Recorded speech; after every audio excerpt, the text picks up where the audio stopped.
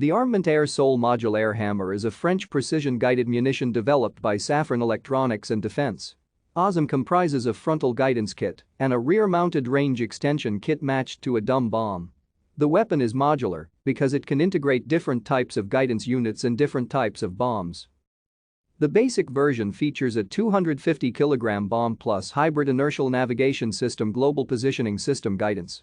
Other variants add infrared homing or laser guidance to increase accuracy. There are also versions with 125 kg, 500 kg or 1000 kg bomb bodies.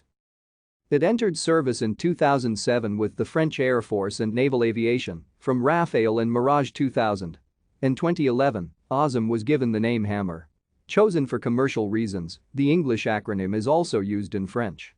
The French pronunciation of AASM was AASM or AASM. The program started in 1997 when the Délégation Générale pour l'Armement, the French defense procurement agency, launched an international competition on the design for the weapon. Thank you for watching. Like and subscribe if you would like to view more of our videos. Have a nice day.